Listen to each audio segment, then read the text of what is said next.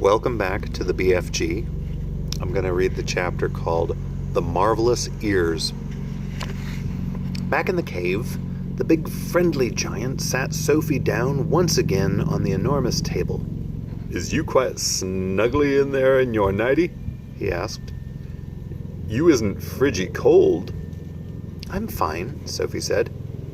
"I cannot help thinking," said the BFG, "about your poor mother and father. By now they must be jipping and scumping all over the house, shouting, 'Hello, hello, is Sophie gone?'"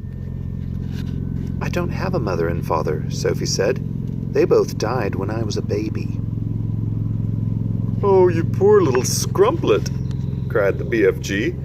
"Is you not missing them very badly?" "Not really, because I never knew them." "You was making me sad," the BFG said, rubbing his eyes.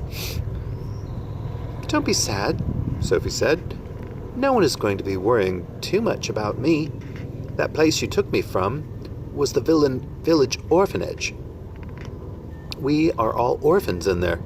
"You is a norphan?" "Yes." "How many is there in there?" 10 of us. All little girls."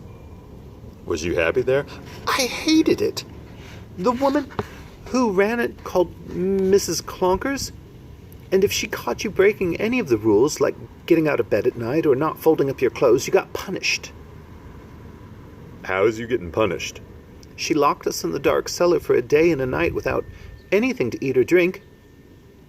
"The rotten old rotrasper," cried the BFG. "It was horrid," Sophie said. "We used to dread it. There were rats down there. We could hear them creeping about." "The filthy old fizzwiggler," shouted the BFG. "That's the horridest thing I was ever hearing in years. You was making me sadder than ever." All at once, a huge tear that would have filled a bucket rolled down one of the BFG's cheeks and fell with a splash on the floor. It made quite a puddle. Sophie watched with astonishment. "What a strange and moody creature this is," she thought. "One moment he's telling me my head is full of squashed flies, and the next moment his heart is melting for me because Mrs. Clonkers locks us in the cellar."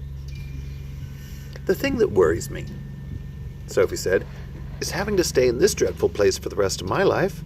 The orphanage was pretty awful, but I wouldn't have been there forever, would I?" "All is my fault," the BFG said. "I is the one who kid-snatched you." Yet another enormous tear welled from his eye and splashed on the floor. "Now, you're a good boy.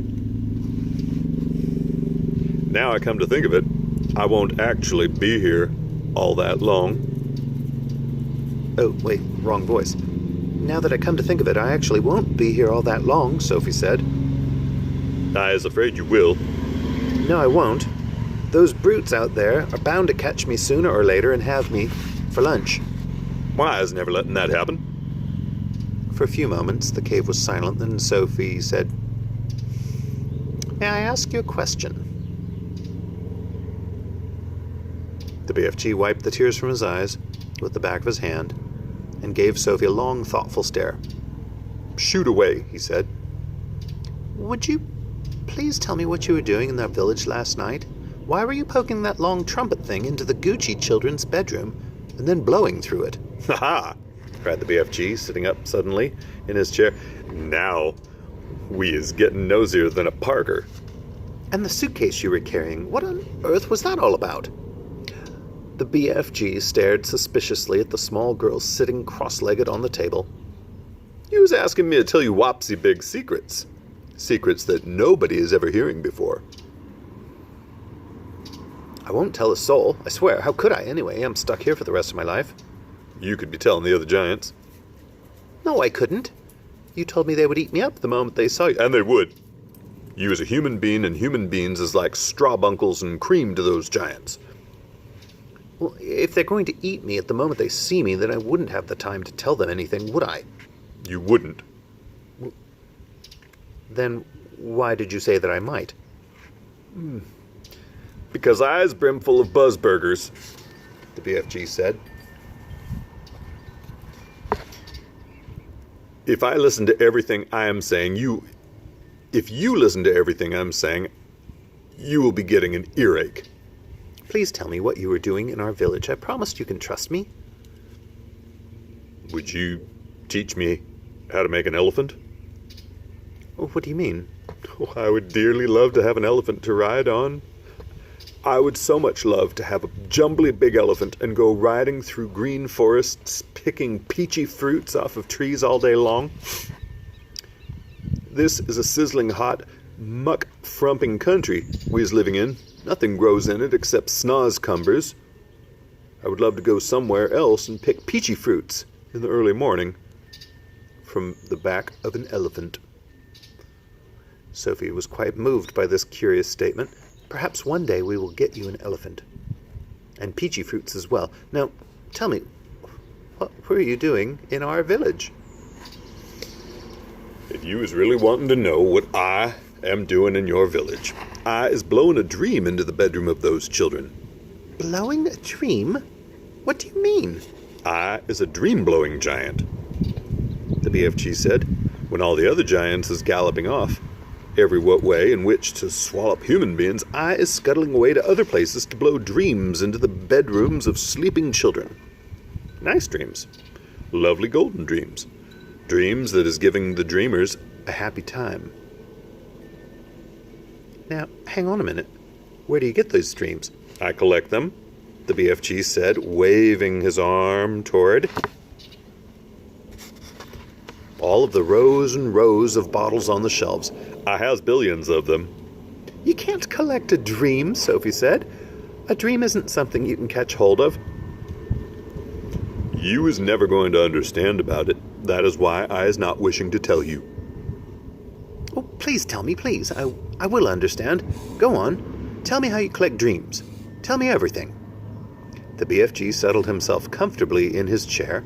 He crossed his legs. Dreams.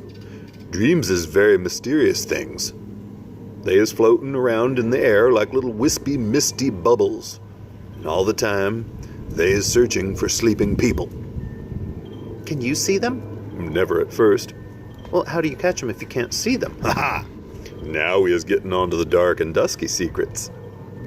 I won't tell a soul. I is trusting you, the BFG said. He closed his eyes and he sat quite still for a moment while Sophie waited.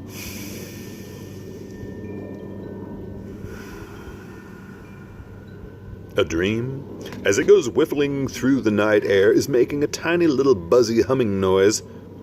But this little buzzy hum is so silvery soft it's impossible for a human being to be hearing it. Can you hear it? The BFG pointed at his enormous ears.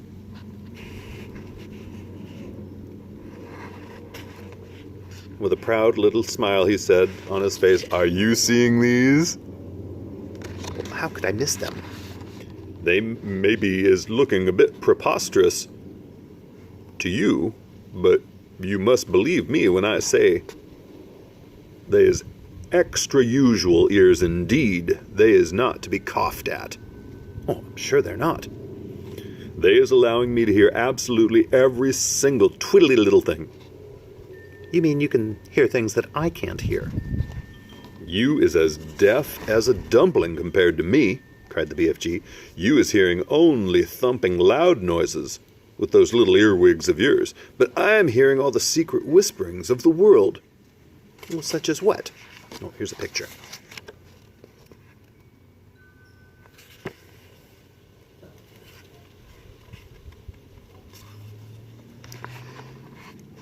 In your country, I is hearing the footsteps of a ladybird as she goes walking across a leaf. Honestly? What's more, I is hearing those footsteps very loud. When a ladybird, or ladybug, ladybird is walking across a leaf, I is hearing her little feet going clumpity-clumpity-clump, like giant's footsteps. Good gracious me, what else can you hear? Well, I is hearing the little ants chittering to each other as they scuttle around in the soil. You mean you can hear ants talking? Every single word, although I is not exactly understanding their language. Go on. Sometimes on a clear night, and if I is swiggling my ears in the right direction, and here he swiveled his great ears upwards as if they were facing the ceiling. Eyes swiggling like this and like that, and the night is very clear. I is sometimes hearing faraway music coming from the stars in the sky. A queer little shiver passed through Sophie's body. She sat very quiet, waiting for more. My ears is what told me you was watching me out of your window. But I didn't make a sound. I was hearing your heart beating across the road. Loud as a drum. Go on. Please, tell me more. I can hear plants and trees. Do they talk? They is not exactly talking, but they is making noises. For instance, if I come along and I is picking a lovely flower and I is twisting the stem of the flower till it breaks, then the plant is screaming. I can hear it screaming and screaming very clearly. How awful. It is screaming just like you would be screaming if someone was twisting your arm right off. A little bug landed on me. Is that true? You think I is swizz-figgling you? It's rather hard to believe. It's rather hard to believe, I agree. Then I is stopping right here, and I is not wishing for you to be calling me a fibster. Oh, no, I'm not calling you anything. I believe you, I really do. Please go on. The BFG gave her a long, hard stare like this.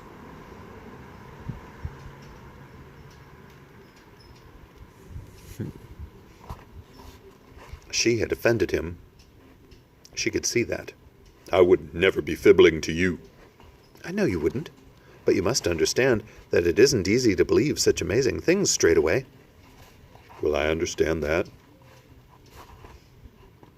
So do please forgive me and go on. He waited a while longer, and then he said, It is the same with the trees as it is with the flowers. If I is chopping an axe into the trunk of a big tree, I is hearing a terrible sound coming from inside the heart of the tree. What sort of sound? It's a soft moaning sound. It's like the sound of an old man when he's dying slowly. The cave became very silent. Trees is living and growing just like you and me. They is alive, and so is plants. He was sitting very straight in his chair now, his hands clasped tightly together in front of him. His face was bright, his eyes round, and bright as 2 stars. Such wonderful and terrible sounds I is hearing. Some of them you would never wish to be hearing, but some is like glorious music. He seemed almost to be transfigured by the excitement of his own thoughts. His face was beautiful in its blaze of emotions. Tell me some more about them, Sophie said. You ought to be hearing the little mices talking. Little mices is always talking to each other, and I is hearing them as loud as my own voice. What do they say? Only the mices know that. Spiders is also talking a great deal. You might not be thinking it, but spiders is the most tremendous natterboxes. And when they is spinning their webs, they is singing all the time. They is singing sweeter than a nightingale. Well, who else do you hear? One of the biggest chat bags is the cattle piddlers. What do they say? Oh, they is arguing all the time about who's going to be the prettiest butterfly. That's about all they's ever talking about. Is there a dream floating in here right now? The BFG moved his great ears this way and that, listening intently. He shook his head. There's no dream in here. Except in the bottles. I has a special place to go for catching dreams, and they is not coming to Giant Country. Well, how do you catch them? Well, hi, Berlioz. We got a dog here. Come here. Berlioz, this is my dog. Oh, he's a snuggly one. Oh, he snuggles. Berlioz, I've got one more paragraph to read. The kids want to hear the story. They don't want to see you.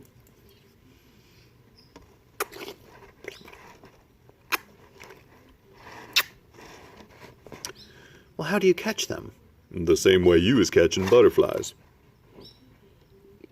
With a net. He stood up and he crossed over to the corner of the cave where the pole was leaning against the wall. The pole was about 30 feet long. Oh, you're a good boy. Yeah.